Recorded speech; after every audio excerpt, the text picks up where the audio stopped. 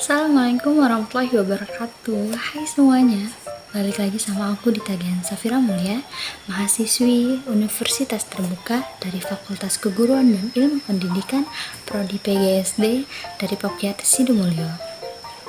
Nah, di sini aku tuh bakal ngejelasin atau memaparkan satu materi dari mata kuliah Komputer dan Media Pembelajaran. Ini tugas dari Bapak tutor kita, yaitu Bapak Yuri Fitrian, Eskom MSI. Selamat mendengarkan teman-teman. Oke, teman-teman, di sini aku tuh bakal ngejelasin modul 5, yaitu video sebagai media pembelajaran. Nah, di modul 5 ini ada 2 kegiatan belajar. Yang pertama itu ada kegiatan belajar 1, yaitu potensi, atribut, dan keunggulan medium video. Kemudian kegiatan belajar 2 yaitu pemanfaatan dan produksi program video sebagai media pembelajaran. Nah, di sini aku tuh bakal ngejelasin kegiatan belajar 1 dulu ya, yaitu potensi, atribut, dan keunggulan medium video. Yang pertama itu saya akan menjelaskan apa sih itu atribut media. Nah, dari teman-teman ada yang tahu nggak sih atribut media itu apa? Atribut media adalah karakteristik spesifik yang dimiliki oleh sebuah media yang dapat dimanfaatkan itu untuk keperluan pembelajaran tertentu. Nah, di sini tuh ada yang tahu nggak tujuan pemanfaatan program video itu ada apa? Ya, ada 4 manfaatnya itu. Yang pertama itu bisa memberi informasi, yang kedua itu membelajarkan, yang ketiga itu membujuk, dan yang keempat itu menghibur. Nah, di sini saya akan menjelaskan dulu yang pertama ya, yaitu untuk memberikan informasi. Maksudnya di sini untuk memberikan informasi itu ya, kan program video itu bisa menjadi suatu sarana yang digunakan untuk menyampaikan informasi atau mengambil informasi, untuk memberikan informasi untuk penontonnya begitu. Sudah banyak kan video-video yang kita lihat gitu. Itu video yang memberikan informasi, seperti video peternak lele. Jadi dengan menonton video itu, penonton bisa tahu bagaimana sih cara menernak lele atau membudidayakan lele yang benar itu seperti apa gitu. Kemudian tujuan yang kedua yaitu membelajarkan. Di sini nih sarana video itu digunakan untuk membelajarkan penonton, seperti untuk keterampilan dan pengetahuan.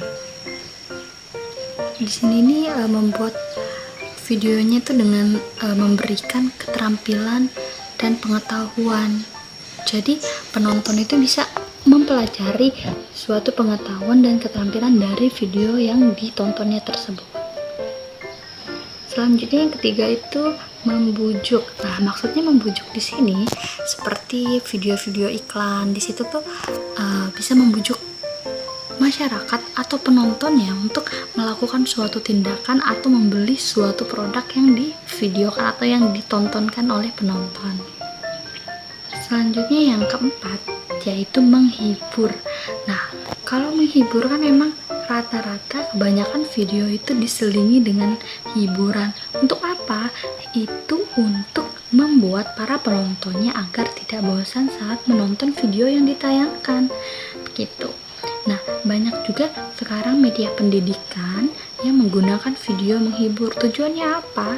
Supaya penonton yang sedang menonton suatu tayangan pendidikan, pengetahuan, keterampilan itu tidak merasa jenuh dan bosan saat menonton video yang ditayangkan. Kemudian materi selanjutnya yaitu potensi media video. Yang pertama itu ada mengembangkan pengetahuan dan keterampilan. Kenapa sih bisa mengembangkan pengetahuan dan keterampilan? Nah, karena dengan menonton video yang ditayangkan itu bisa mengembangkan ilmu pengetahuan. Contohnya tontonan-tontonan tentang video edukasi untuk anak-anak atau keterampilan-keterampilan lainnya, sehingga penonton bisa meniru keterampilan video itu yang ditontonnya, sehingga bisa mengembangkan keterampilan mereka dan pengetahuannya mereka. Kemudian yang kedua itu ada membangkitkan motivasi dan apresiasi.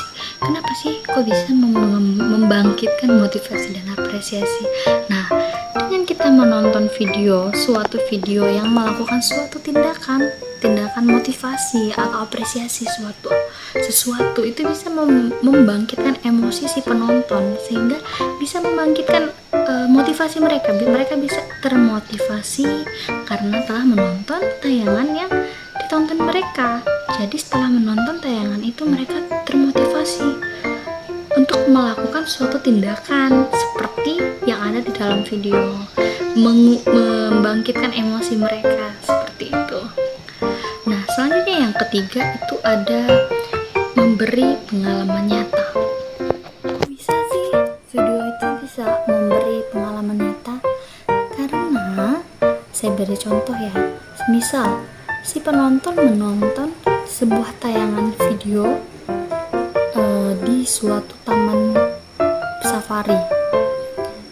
Dengan menonton video tersebut, si penonton bisa merasakan seperti nyata di dalam taman safari.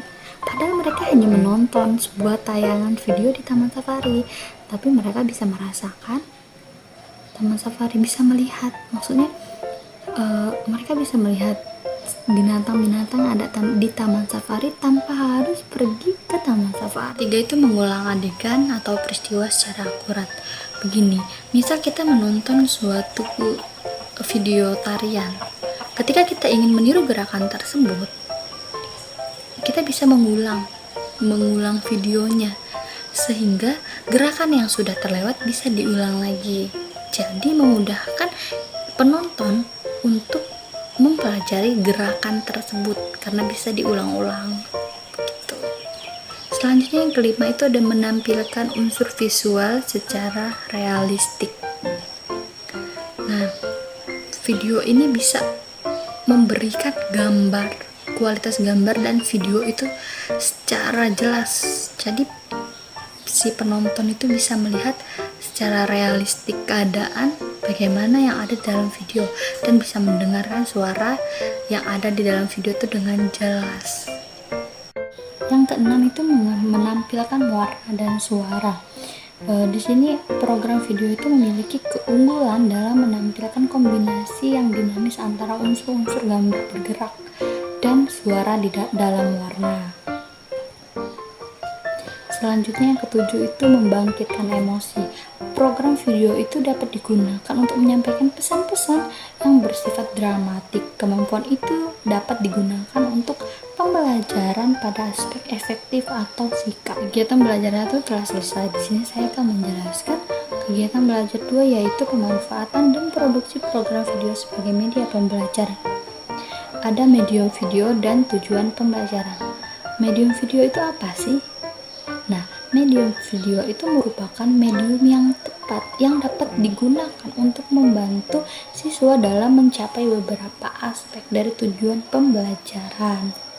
Nah, tujuan ini tuh bisa membuat siswa itu mencapai atau mengerjakan tugas-tugasnya dengan yang bersifat intelektual seperti itu. Pada aspek efektif itu tuh program video itu dapat dimanfaatkan untuk melatih unsur emosi, empati, dan apresiasi terhadap suatu aktivitas dan keadaan. Nah, pada mata pelajaran IPS misalnya ya, nah program video itu bisa digunakan untuk mengajarkan topik tentang keaktifan kesetiakawanan sosial. Nah, program video ini juga bisa dimanfaatkan untuk mempelajari suatu gerakan, misalnya olahraga ya, kita bisa mempelajari gerakan dari video. Jadi guru bisa menayangkan video gerakan suatu gerakan. Nah, mereka bisa melihat video gerakan tersebut dan bisa mencontoh video gerakan yang ada di dalam video tersebut. Selanjutnya ada pengadaan program video pembelajaran. Yang pertama itu membeli program video pembelajaran. Gimana sih maksudnya? Jadi, video pembelajaran yang dapat digunakan untuk pembelajaran siswa di dalam kelas itu untuk mencapai kompetensi yang diharapkan itu dapat dibeli dari sumber komersial. Nah, hal apa aja sih yang penting diperhatikan guru dalam membeli video tersebut. Hal yang terpenting itu bisa dilakukan guru atau instruktur dalam membeli adalah melakukan adaptasi terhadap tujuan pembelajaran yang perlu dicapai oleh siswa. Oke, baiklah teman-teman, itu tadi materi yang telah saya jelaskan dari mata kuliah komputer dan media pembelajaran modul 5 video sebagai media pembelajaran. Semoga materi yang telah saya sampaikan tadi bisa bermanfaat bagi kita semua. Bye bye, sampai ketemu di video berikutnya.